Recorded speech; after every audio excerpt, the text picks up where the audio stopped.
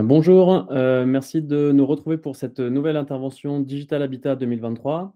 Donc je suis Jean-Philippe Régnier, je suis le directeur commercial d'Intent et aujourd'hui je serai accompagné de Simon Molzin et F. Bourgeois de la RIVP et d'Édouard Toutain d'Avis Locataire. On va parler relations locataires et notamment dans le cas particulier des pannes d'ascenseur, comment est-ce que la RIVP automatise les SMS d'information aux locataires.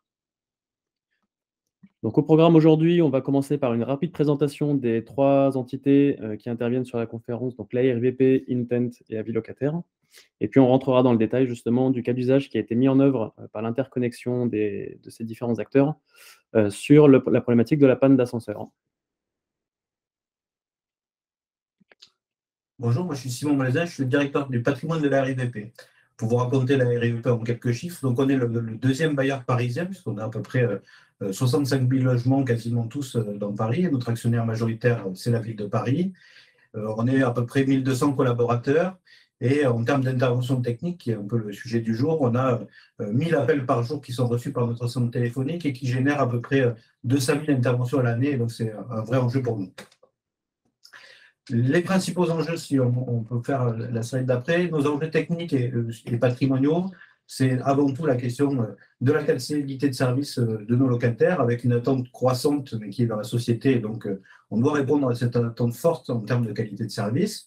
Un enjeu autour de la donnée, de son traitement, puisqu'on a beaucoup de données, mais la question de sa bonne maîtrise et de son accès sont un vrai enjeu pour nous. Une question de répondre aux enjeux réglementaires. On a un secteur assez contraint et donc une de nos premières obligations, c'est de répondre à ces obligations réglementaires. Et puis, un contexte économique qui est pas simple en ce moment, avec des contraintes financières qui nous obligent à optimiser nos fonctionnements. Alors pour justement accompagner la RIVP dans la réponse à ces enjeux, eh bien, Intent, nous, on déploie une plateforme SaaS, une plateforme de service, qui va servir à centraliser les données des bâtiments. Pour faire ça, nous, on est une équipe d'une trentaine de personnes. La société existe depuis 2011. On intervient sur tous les secteurs sur lesquels il y a de l'immobilier et des équipements, donc aussi bien le résidentiel, l'immobilier tertiaire, les industries, les collectivités. Et pour accompagner notre développement, eh bien, on a 2 actionnaires minoritaires qui ont renforcé notre capital, qui sont Nexity et la Caisse des dépôts. Comme je vous le disais, Intent opère une solution SaaS qui s'appuie à la fois sur une plateforme logicielle et des applications web et mobiles qui vont faciliter justement l'accès et la supervision de toutes les activités du patrimoine en termes d'intervention, de mesures, d'alarmes, de documents, de réserve, etc. Une plateforme qui est connectée à un écosystème Intent Ready qui compte aujourd'hui plus de 180 acteurs. Et puis, on va également proposer des services pour aider nos clients à gérer le cycle de vie des données sur leur bâtiment et également à déployer et à faire utiliser la plateforme par leurs utilisateurs. Bonjour à tous, Édouard Toutain, je suis un des cofondateurs d'Avis Locataire et notre but c'est de réinventer avec des applis simples la gestion locataire et prestataire des bailleurs sociaux. Notre premier outil, Avis Locataire, automatise les enquêtes de satisfaction à destination des locataires. Notre deuxième outil, Communication, lui, automatise toutes les notifications aux locataires. Rendez-vous, ça numérise les prises de rendez-vous en proposant des créneaux aux locataires sur des états des lieux, par exemple, ou des visites de logement. Et Collect, enfin, est une application mobile pour les responsables de terrain pour fiabiliser les contrôles sur site, contrôle ménage, contrôle sécurité. On accompagne une soixantaine de bailleurs sociaux aujourd'hui sur toute la France, de toute taille, pour numériser leurs relations clients et leur contrôle qualité. On s'est récemment aussi diversifié auprès des entreprises de travaux pour piloter les chantiers de réhabilitation thermique. Et on travaille aussi avec quelques prestataires de services comme ProxyServe ou bien des géomètres ou des entreprises qui interviennent pour mettre des VMC dans les logements. Bonjour, F. Bourgeois, moi, je suis chef de projet à la direction du patrimoine. Donc on a vu, nous, au niveau de la RIVP, on a environ 2500 ascenseurs qui sont gérés par 4 prestataires distants. Et qui interviennent sur environ 12 000 pannes, ça fait environ 30 pannes par jour en moyenne. Et donc, on a calculé un peu le temps en moyenne que parcourt un ascenseur, c'est 1200 km par ascenseur. Donc, ça fait quand même beaucoup de kilomètres parcourus, surtout dans les ascenseurs. Et comme il y a de nombreuses pannes, on a aussi de nombreuses réclamations Aujourd'hui, sur notre patrimoine, on a environ 3400 réclamations par an. Et donc, pour nous, c'est vraiment un enjeu, le taux de satisfaction, puisqu'on voit qu'en 2016, on avait un taux de satisfaction qui était d'environ 76%, et aujourd'hui, on est à 67%. Donc, il y a une grosse baisse du taux de satisfaction sur le périmètre des ascenseurs. Et donc, pour nous, c'est un gros enjeu de mettre en place l'information auprès de nos locataires. Oui, comme l'a dit Ève, on a un enjeu de qualité de service qu'on voit qui se dégrade dans le temps. Et notre question, c'est qu'aujourd'hui, ce qu'on constate, c'est que au-delà de l'intervention technique, le vrai enjeu, c'est la communication avec nos locataires. Je le disais, ils sont de plus en plus exigeants et c'est la tendance mais de tous les consommateurs. Et donc, il faut qu'on puisse répondre à cette exigence, ce niveau d'exigence, et que nos prestataires ne deviennent pas seulement des prestataires techniques, mais aussi des prestataires de services et qui travaillent cette information, cette communication avec nous. Et donc, l'idée, c'est pour ça qu'on a voulu travailler cet outil de SMS à destination de nos locataires pour renforcer cette communication. Et l'idée, c'est que voilà, le locataire, il ait une meilleure information en continu sans attendre. Ça facilite, nous, les relations entre la RIVP et ses locataires avec ce flux continu et ces échanges perpétuels. L'idée derrière étant que c'est une meilleure qualité de service ressentie.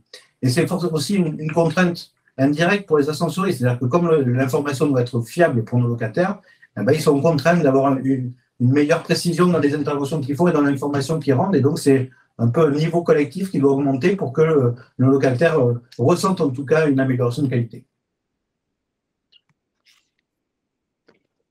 Alors justement, pour déployer cette solution, eh bien, finalement, la RIVP a déployé deux plateformes. D'une part, Intent, et puis d'autre part, l'outil communication d'avis locataire.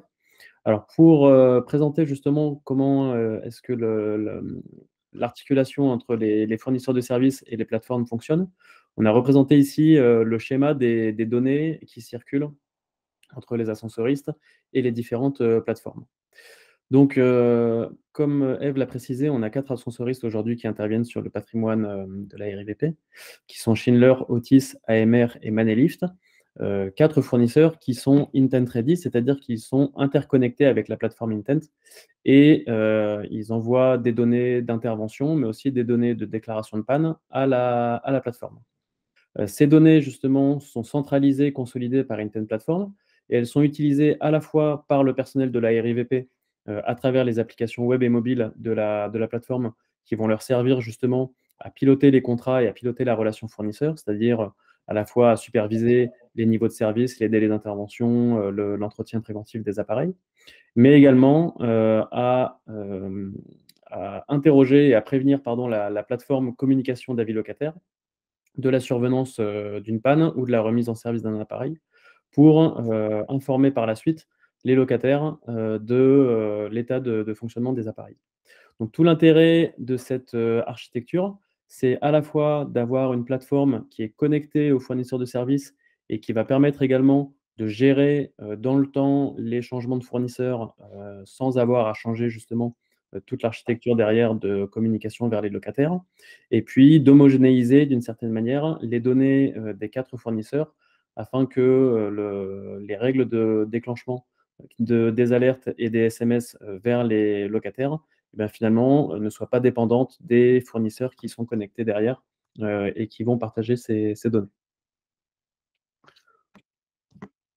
Les utilisateurs de la RIVP, justement, comme je l'indiquais, eux ont accès à des données plutôt techniques qui vont leur permettre justement de superviser le fonctionnement en temps réel des appareils et d'être informés sur l'état des services, mais également de suivre toutes les interventions et éventuellement de faire des demandes d'intervention directement aux fournisseurs depuis l'application web ou l'application mobile, et également de piloter tous les indicateurs clés des contrats ascenseurs, c'est-à-dire les délais d'intervention suivant le type de prestation ou de panne, le suivi de l'entretien préventif, la récupération de documents, etc.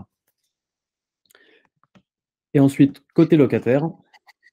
Donc, le but de cette connexion entre Intent et notre plateforme communication pour le compte de la RIVP, c'est d'automatiser les SMS en cas de panne ou de remise en marche d'un ascenseur. Qui reçoit le SMS? Ce sont les locataires des habitations, de la cage d'escalier de l'ascenseur, mais également le gardien qui va donc le recevoir à chaque fois que sa résidence ou sa cage d'escalier est concernée. À quel moment est-ce qu'on envoie ce SMS? Eh bien, au moment de l'événement, que que ce soit la panne ou la remise en service. On l'envoie dans la journée entre 9 h et 18 h. Et on a décidé qu'on l'enverrait tous les jours, week-end et jours fériés ou jours de vacances compris. Le SMS de panne, il ressemble à ça. Bonjour, l'ascenseur 2145 de votre immeuble est à l'arrêt. Nous sommes désolés pour ce désagrément. L'ascensoriste est prévenu et va intervenir rapidement. Ça, bien sûr, ce message-là, on peut le paramétrer selon les cas.